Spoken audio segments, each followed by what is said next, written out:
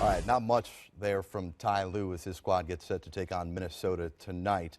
Sekou Smith, Jared Greenberg. So a lot of the questions there based on whether the Cavs make a trade before tomorrow's 3 p.m. Eastern deadline or not. And as you heard, one of the questions, if your team doesn't make a move, will you be making a move before Friday's game with your lineup against Atlanta? Listen, with all due respect to my colleagues in there asking the questions, if there was a solution that they could have tapped prior to now, you better believe a team that's played to the last game of the season for the past 3 seasons would have done it already. They don't have the personnel right now healthy to make the changes that I think we all look at and say, well, if they just do this, their fortunes change. Or if they just try that, everything turns around.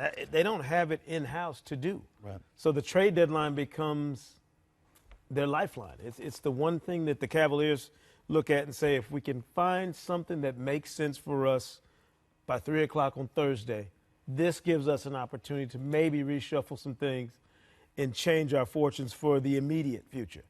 But you still have some other long-term issues, Jared, right, that are not going away. And you know, the 6'8", 260-pound question mark is sitting in that locker room. Well, and that's for those who remain optimistic about the Cavs. They will start and finish with the fact that this team still has the best player in the world.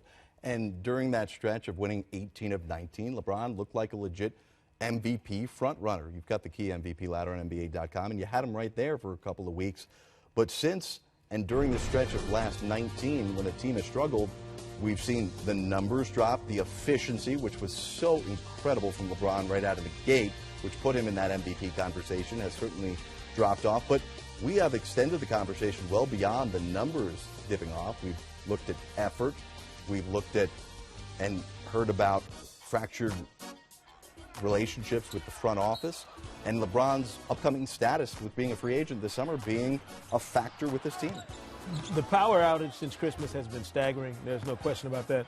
But if you're watching this team, Jared, and you're watching the body language and the demeanor and the way that they don't give it up for each other, they don't make second and third efforts on certain plays for loose balls, you know, on rebounds when you're blocking out, all the little things that you have to do for the greater good if your players on this team are not being done. And they watch film. They know this. This is not news to the guys in that locker room.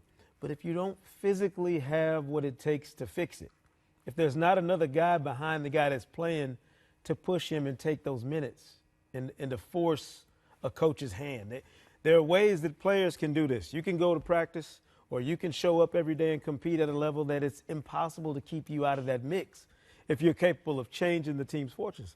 Look at the roster. They don't have the personnel to fix what they want to fix right now. Well, maybe you go back to look at the guys LeBron wanted around him, right, for so many years, and now coming back to bite him. We'll have much more on the Cavs all throughout the night.